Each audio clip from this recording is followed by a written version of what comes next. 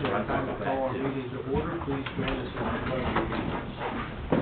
I pledge allegiance to the flag of the United States of America and to the republic for which it stands, one nation, under God, indivisible, with liberty and justice for all. The next item on the agenda is the consent agenda. See if I have anything they'd like to have removed from the consent agenda. Okay, hearing nothing, the consent agenda stands as is. Special activities. We have Larry Sims. Larry's not here. Oh, you're good. So we'll We move don't on. have Larry Sims. We don't have Larry We Sims. don't have Larry Sims, but I'm sure he'll give you his own email. Okay, fiscal business. Russell? The only thing I have, sir, is to change the new business item number 2 to change the amount of up to $324,000, if you would, please. I have this written in here. That's it, sir. Okay, we can do that. Okay, public comments. Okay, glad to have a student here. Moving on to new business administration, presentation of the Clear Creek Township Facilities assessment study by Scott from KZF Design. Scott, come on up. Good morning. Good morning. This morning, just going to present a little background on KZF Design was hired a few months back to review your current conditions and facilities at the administration building as well as the road department building behind us. Our job is essentially to review the current functions and the uses of those facilities. Excuse me. Trying to identify functional deficiencies we've identified, as well as operational and code violations as well. We also were charged with looking at the future growth expected with the departments that are housed in each of those areas, administrative, police, as well as road department. So we worked with the heads of those departments all the way around to come up with a program which outlines what the current functions are as well as what the expected future demands are as they come up. Additionally, we provided some conceptual planning indicating how some of the options might be solved. Certainly by no means are they be-all, end-all exact, but it gave an idea to establish a bench line, which we then converted into approximate costs of what these improvements may or may cost should they be chosen to follow through with. So that being said, I'll dive into a little bit of the report, some of the key areas with the report that we found. There were certainly, and we'll take building by building. I think we'll start with the admin building, which covers your administrators, as well as your police department here as well. And these were some critically important and significant operational and security deficiencies that were identified in this building. We can start with a few of them here. The first one is a code-related issue. It's your second floor attic that's used back there. It's got a lot of storage. The floor was not designed to carry a load like that. The amount of storage and things going on up there, those things should probably be moved out pretty quickly. It could create some significant structural damage and obviously what could come from that as well. The second one, and we'll start with the police department side in no particular order, but we'll go through this. The locker room areas for male and female officers. Currently, they're very deficient in space overall. The women's room, for instance, has, I believe, 3 lockers available for it. I believe you have 5 female officers and I think 2 or 3 administrative folks that share that space. So it's obviously short there. And the men's locker room is in a similar situation as well, and certainly not up to the standards that are out there. The second one, and this is a little bit more critical from the police operation side of things, has to do with the interview rooms. Your interview rooms, according to state laws, when you have juveniles, for instance, they need to be treated differently than adults. They need to be separated by sight and sound from the adult sections. They need to be in rooms that cannot be locked, and a couple other requirements. Those rooms, the room that you have for that does not comply with that at all. And certainly that's the type of thing that when you come for your certifications and recertifications for the police department, can jeopardize or certainly get flagged on those types of reviews. The third thing is insufficient space for storage and records.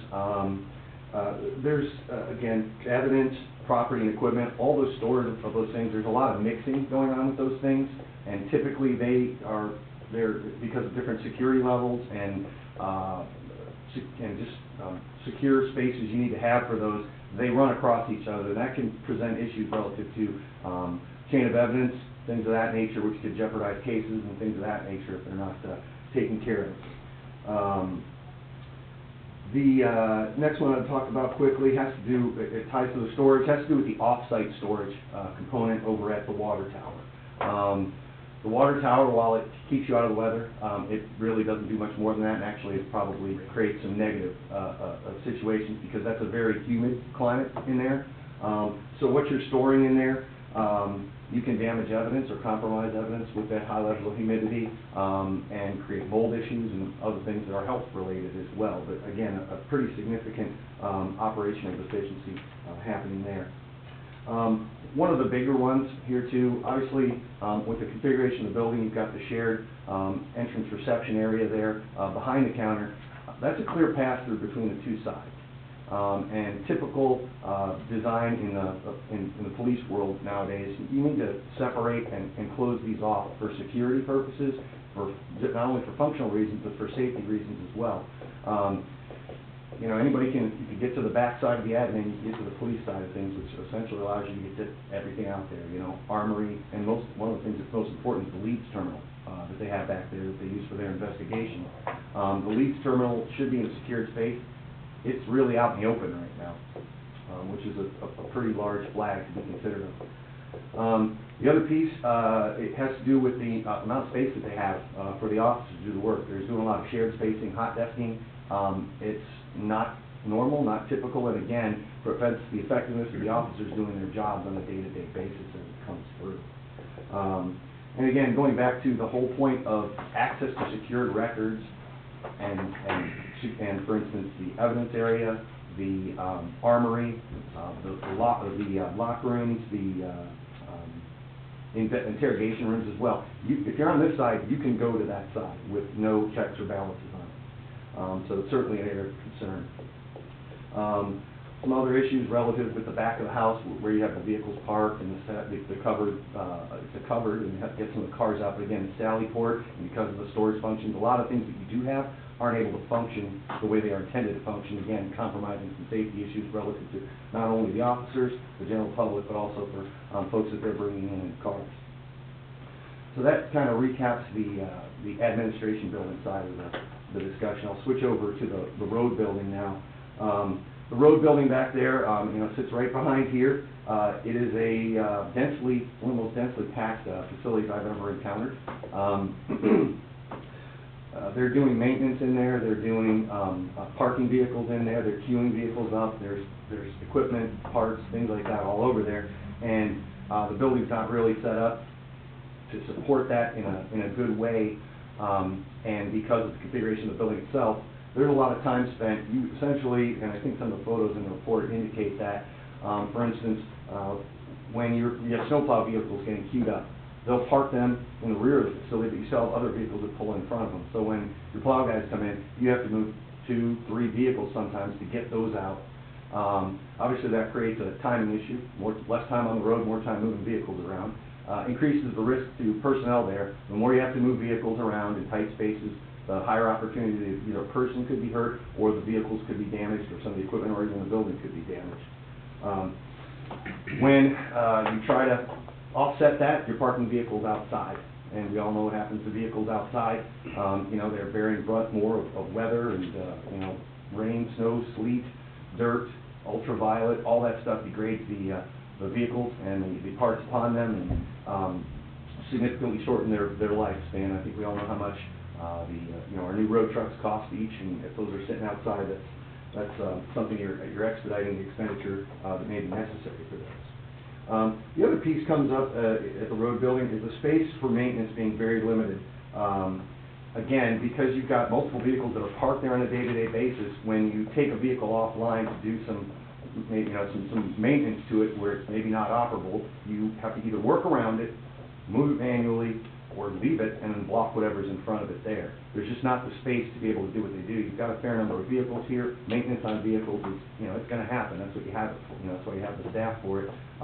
And it slows their ability to get the job done completely when, again, they're shifting vehicles around left and right to get access to other things, and again, loses some effectiveness of the staff.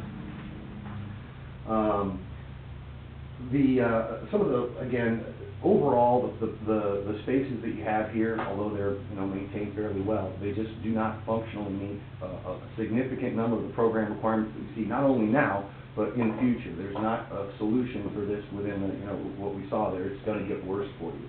And again, swinging back around to kind of bring this full circle once again, the biggest concern we had to do with this building. The code issues relative to that.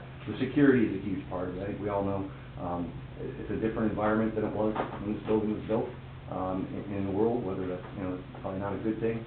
But the fact of the matter is this building is generally a fairly unsecured building for law enforcement and for all the things that they need to do, and it's certainly raised our attention quite a bit, and I hope we were able to reflect that in our report.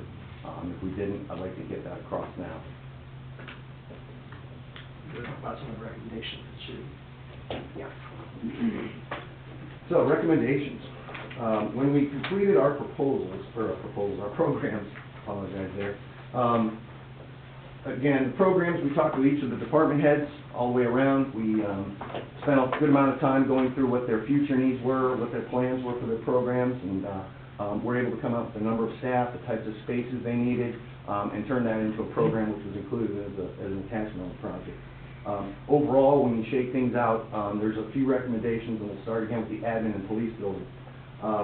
The space that you have in this building here is not enough to cover, if you set one of the departments in here, either admin or police. The police, they won't fit in this building without a significant amount of work added to it.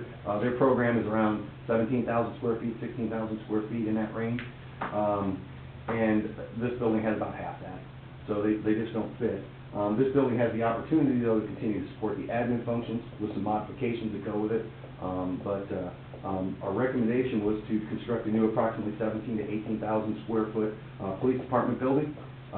We've looked around the property that you have here as well as the property to the north. There's sufficient space for a building like that, and one that would be able to integrate with the rest of what you have going on here already. Again, we have some options to go to the north, is what we think is probably the best. You are a little limited with the lack of sanitary sewer here. We have to have a leach field for your sewage, so that sets some limits for us, but certainly not something we can't get around. The other part of that piece is to renovate this existing building, house all your administrative functions only. And again, it's sort of right-sizing and correcting some other issues. I mean, just walking in this morning, you walk out of the main lobby, we walk by the township administrator's office, so the public's walking by these spaces, fiscal officer, I believe, is over there. You're walking by spaces that normally you keep, back a house from things. So we could solve, I believe, all the issues you have relative to that using the existing building you have here, doing it within the walls type of remodel. Improving the break room, improving all the storage issues, clearing out the second floor and things of that nature. Relative to the road department, essentially your building that you have there now, the building is fine. There's the space that we found to be needed, and there's the locker rooms up there. They really don't have per se that I would consider there's a shower there, but it's tough to use. You don't have your you need men's and women's. The parts storage, a lot of those things aren't in great shape, as I mentioned before. Our recommendation, we would take that existing building, do some minor renovations to the office side of it, to bring up the speed so they've got appropriate offices and spaces to meet and break rooms and places to do their normal road reports, things of that nature. And then construct a new building. We indicated in our solution to the south of that one, approximately 16,000 to 18,000 square foot building. We'd recommend you could do it unheated as well, so it's just a shell building. You could also add on an exterior covered storage area for things like trailers and small equipment that's not necessarily, it's not like a vehicle where it's, it's number one, those are much more expensive, and they're more rarely used. So again, like trailers and odd materials, just a storage shed, so at least it's covered out of the sun, out of the rain, but it's not internal. The 16 to 18,000 foot building would allow you to put all the road vehicles that you have here currently in a covered and enclosed facility, and also free up space within the existing road building to allow the mechanics to do what they do in a much more normal and effective manner. I think that's all. That's great. Anybody have any questions for Scott at this time? I'm glad to get the report, it's great, and very thorough, gives us some thoughts on how we're gonna spend money here in the future, and we know we need to do some things at facilities, so we'll have to get some training on for that. And appreciate it, appreciate getting it in our hands. Thank you. Thank you. Thank you very much. Okay. Item number 2 under administration, a recommendation to authorize the 2019 procurement agreement payment in the amount up to $324,700. I'd like to pull that from the agenda if the board is okay with that, Russ. Yeah. I appreciate the I was trying, but yeah, let's pull it for now until we get our math straight. Okay. That sounds like a good idea. I would also recommend that after this is done, that we take a look at previous years to make sure Sure. the invoices that we received were accurate. Mm-hmm. Okay, is there a Okay. yeah, Okay. they're fine for 17, 18. Okay, so a motion to table item number 2 under administration. So moved. Second. We got them in a different order now. Mr. Mearsfall. Yay. Mr. Gabbard. Yay. Mr. Wade, you're sitting in the wrong spot, so I'm all confused. Likes to mix it up sometimes. Okay, we have resolution 5212, which is a revised resolution from 5204, authorizing township administrator to execute an amendment contract with Warren County Engineers Office. Resurfacing. Yep. This primarily centers around repaving Yankee Road, or our portion of Yankee Road, as the city was going to pave their portion this year, so to keep from having a new surface, old surface, new surface situation, we thought it best to include this in our program this year. Is there a motion to approve 5212? So moved. Second. Mr. Gabbard. Yay. Mr. Mearsfall. Yay. Mr. Wade. Yay. Okay, thank you. And then 5213, a resolution declaring personal property as surplus and approving an internet auction for direct sale, the donation disposal, and waiving the second reading. Anybody have anything particular they want to point out about this? This is pretty much standard operating procedure. You guys don't have anything unusual you're putting in that normal stuff. Okay, is there a motion to approve 5213? So moved. Second. Mr. Mearsfall. Yay. Mr. Gabbard. Yay. Mr. Wade. Yeah. And the fire district, I have a recommendation to expend the low grant funding to purchase a rock and roll hose management system. Yeah, this is just what we put in for the low grant this year. Is there a motion to approve this expenditure? So moved. Second. Mr. Gabbard. Yay. Mr. Mearsfall. Yay. Mr. Wade. Yeah. Rock and roll. You said rock and roll. I was gonna give you about 5 more seconds. I know you I'm said sorry. it. Yeah, right. Nobody. I was just thinking flashbacks. You're right. I had to look at it, and I'm like, wait a minute, that really was. When I read that last night, I thought, The rolling rack is The rolling rack. we're requesting first, but we'll play some rock and roll when we're doing hose testing. There you go. So, that should be pretty handy. I assume. Yeah, I mean, it's an expensive piece of equipment, that's why we put it for the low grant funds.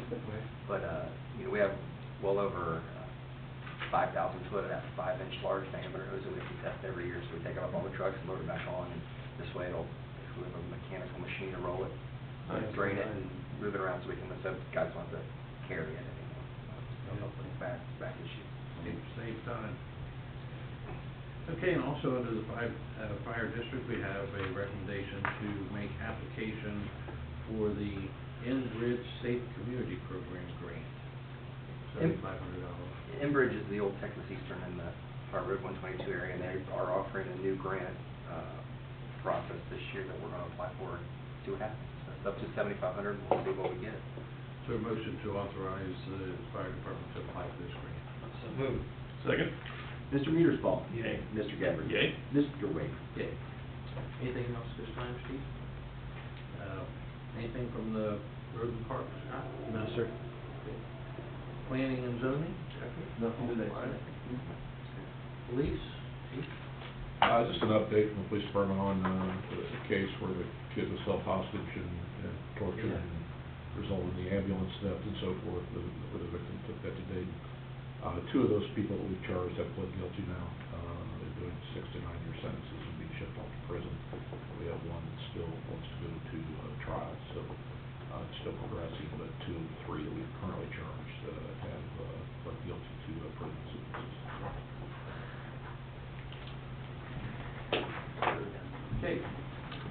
Consent agenda? Is there a motion to approve the consent agenda? So moved. Second.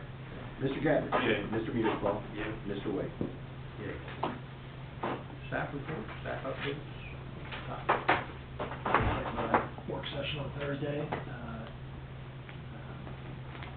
holding it at the Wright Station, the new building, the chamber suite there. They were nice enough to let us use their conference room and cover the facility studies as well as a number of other items that staff is bringing forward. Okay. And approval of the minutes from the regular meeting from February 10th. That was only. No, That's a February. Oh, yeah, so, right. So anything else under staff? Anybody else, you guys have anything? One thing I would bring up is with the weather this year, we've been able to spend a lot of time on that disc golf course, clearing it out, so we're way ahead of schedule on that, just for an update is all. Good. We're spending way less money on salt. Yeah. Great, for sure. And fuel. Yeah. Just texted. Said you just texted. March is gonna be snow. No. March Madness will be, Not no matter. I hope not. Anything else? Anybody have anything else to bring up? Okay, is there a motion to adjourn? Second? Mr. Mearsclaw? Yay. Mr. Gabbard? Yay. Mr. Wade? Yeah.